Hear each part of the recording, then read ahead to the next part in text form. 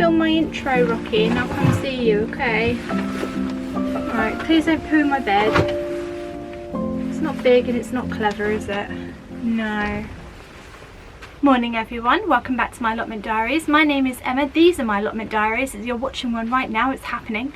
And if you enjoy watching my Allotment Diaries, I would love for you to subscribe to my YouTube channel.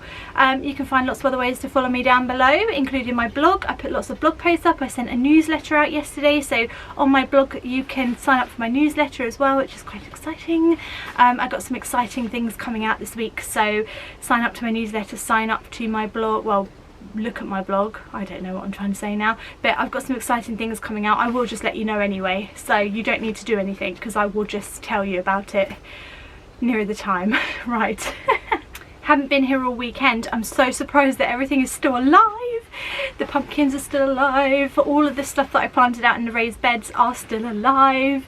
I don't know why, but the plot is being super nice to me today, so I'm going to get out there, have a look at everything, do a little bit of a scout out around the plot and see what needs doing, and then probably do a bit of weeding, a bit of watering, a bit of maintenance work, and that's what we'll do today. I think I've got some rocket seeds to throw out. Yeah, that's what we'll be doing, throwing them out. You know it, guys, whacking it all out. But now let's just go out and just have a little look, have a little gander, see what's going on.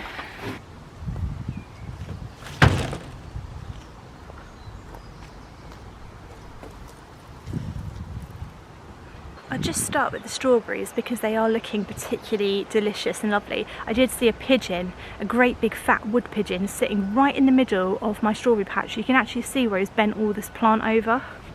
You see this plant here, this is where he was sitting. He was just sat there, and he was just having a lovely time having his breakfast in my strawberry patch. But if you look in here, we've got some really lovely, great big strawberries developing. A lot of these have not been eaten at all. They look fine. This is very exciting. I just had this weird feeling in my soul that I was going to get strawberries this year and I was going to be able to pick loads, and it's happening, and I don't know why I knew that. I just had a feeling that they were going to do really well. I think when I replanted them in the autumn time, I felt like they were really healthy and they looked really good, and they have just become amazing strawberries, so I can't wait to pick those later. The broad beans behind me, just here, they have fallen down again and I don't really know what to do about them. There's a great big, I mean, they've all sort of fallen in the middle. I don't really know how to tie them in the middle, but the broad beans, they are looking amazing. I will have to pick a load more today, come up with some new recipes for them. At the moment, I have just been mashing them up and making like a guacamole slash hummusy kind of dip with them, and I've also put them into like a noodle soup, but I need to think of some more recipes really, because I'm getting a lot of them. Look how many plants I've got. Just went a bit crazy with them this year. New raised beds are both still alive. All of my onions still alive, and then all of the what are these, Brussels sprouts, I think, all fine. All fine. The netting's doing its job, the strolch is doing its job, everything's doing its job, so this is fantastic. And these onions here, which I planted out as extras, they're all alive as well.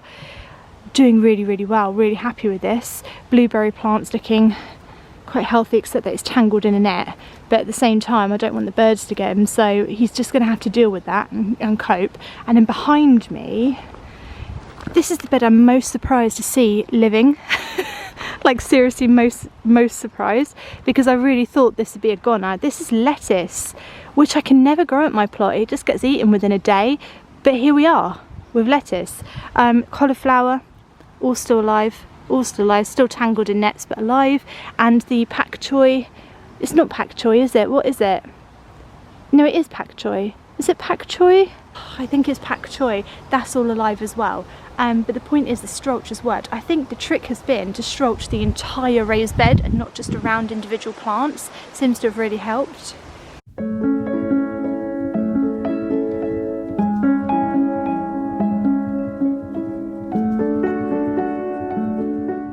Enter the polytunnel. What will we find? Now, I left my polytunnel door open all weekend because it was particularly warm, and also I was kind of thinking about pollination, and I don't blooming know how to pollinate these if the bees can't get to them. I've always relied on insects to pollinate all my plants for me. And somebody said, how are you pollinating your tomato flowers? And I was like, I don't know. I hadn't even considered the fact that they might need hand pollination, which I assume is just taking a flower and putting it on another flower or something. I'm going to have to look this up, but I didn't even think about that. And obviously with the polytunnel, it's closed most of the time. The bees don't really come in here. Try and hold a bee captive or something, hold it hostage in here, but I don't think it'd be very happy. Anyway, everything's looking good, everything's looking alive in here, so that's really good. So interesting, because I haven't labelled any of the tomato varieties because, you know, it's me. But these ones are growing really tall, and that one over there, and this one here in particular has gone massive, and then these ones have stayed a bit smaller and bushier, so they're obviously different varieties, which I find really fascinating. But yeah, I'll have to see what kind of tomatoes we get on them. But they're looking good, I think. So I'm just going to do a little bit of maintenance.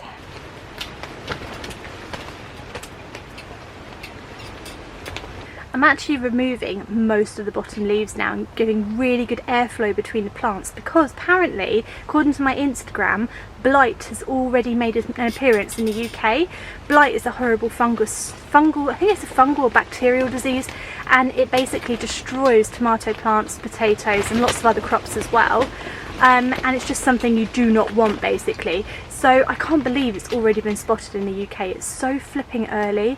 Like, if you were planting your tomatoes straight outside, not in a polytunnel or greenhouse, you probably not even planted them out yet, and if you have, you probably planted them out within the last few weeks. So for blight to already have shown its face is crazy. The only thing that I can think to do is to remove lower leaves, try and improve the airflow. I've got the mat down, haven't I, the weed membrane, which I'm hoping is going to help this year, but shockingly it's already here. So we need to help our tomatoes to live, really.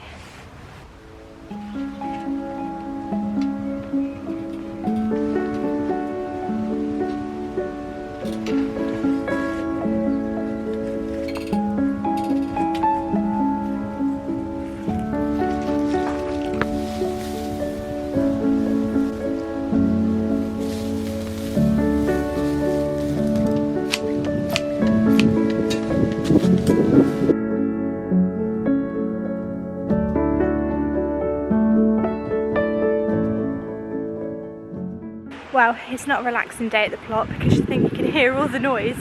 Every time I come here now, I'm trying to weed or just cut back one part of my plot which looks a bit overgrown, and this bit here was growing all up around my polytunnel.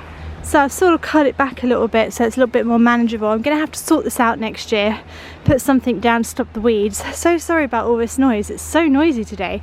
But what I've done, by accident by the way, is look at this bindweed. It's gone around my guide rope and I thought it's just bindweed, and I've just chopped it off. I've just chopped it. I've chopped my guide line, whatever it's called. And yeah, because I thought it was bindweed. So I'm going to have to figure out how to reattach this to something, otherwise my polytunnel's going to blow away. Oh gosh, don't say that.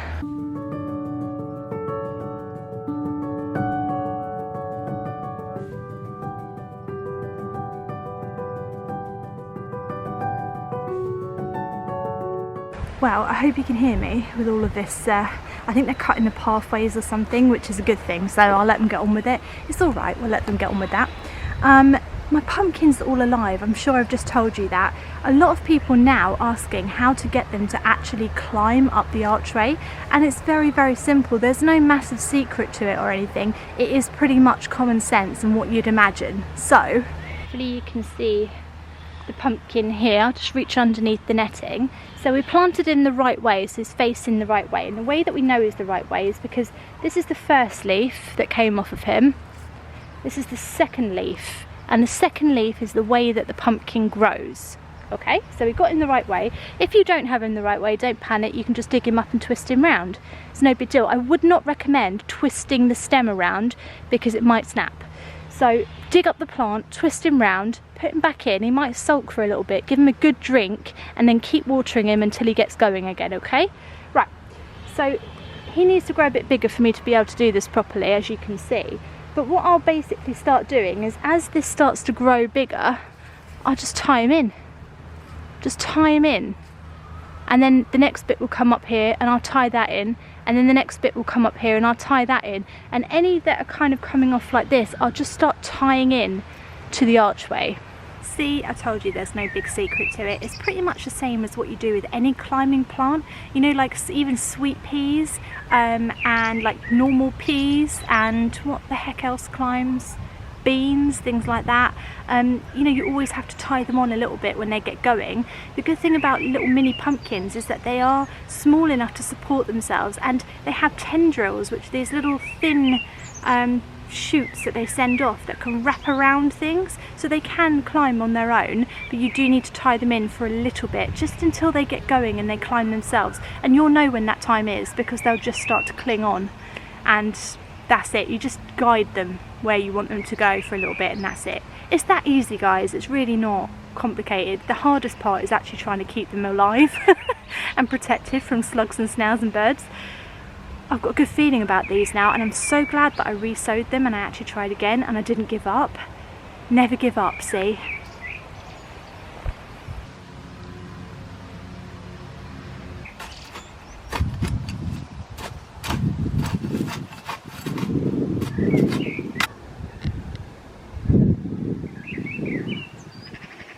Right, I brought some seeds with me today. I brought some rocket. Now I love rocket. Rocket is one of my favourite salad leaves, I guess you'd call them. Yeah, it's one of my favourites. Really, really delicious. They kind of taste a little bit like nasturtiums, or nasturtiums taste a little bit like rocket, whichever way around you want to think of that. But yeah, really nice. So where are they? There. So here's my rocket. I've got wild rocket, which is even easier to grow. It's one of the easiest things. You can just whack this in. Bit difficult to protect because I think pigeons like this as well as slugs and snails. I'm going to whack them in my new raised bed just down here in front of my shed, because I think it'd be quite a good little spot for it. And they can grow a little bit in the shade as well. They don't need full sun to grow. They are that easy. They are so easy. So we're going to whack these in. A bit of whacking in for you today.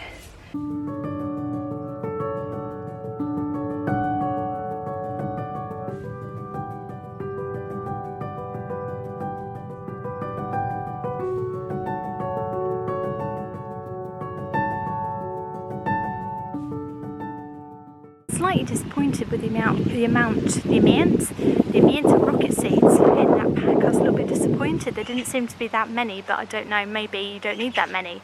I've done 2 rows, so we'll have to wait and see if they get eaten or if they come up.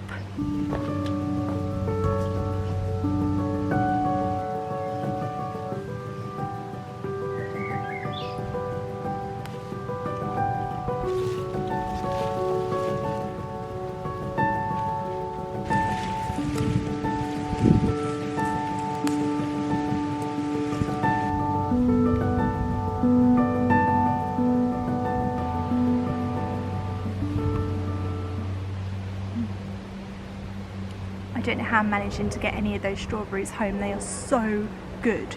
And I just can't believe how many I'm getting this year, so I'm just eating them all. As if like a bird's going to come and get it out of my hand or something, like the seagulls. Hope you enjoyed my little vlog today. Sorry about all the noise going on in the background. Happens sometimes, it's not always peaceful. This is a London allotment plot, so I can't always hide all of the traffic and all of the noise going on.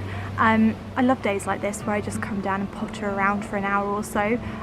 It just feels so relaxing, and sometimes when people ask me like how much time do I need to dedicate to an allotment plot, it's really difficult to answer, because some weeks it's like I'm really busy and I'm here for hours and hours and hours, and other weeks like this week it's probably just going to be a harvesting stuff and just taking care of a few weeds and watering, so I'm probably not going to spend as much time here. But yeah, it really depends on what's going on that week, so it's quite a difficult question to answer really. But I just love it. I just love being here, so I just tend to just find myself gravitating towards the allotment plot as much as possible, because I just love being here. It's such a magical place.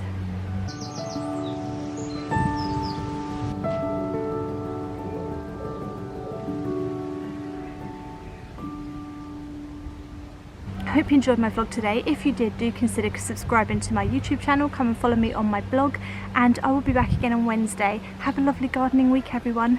Bye.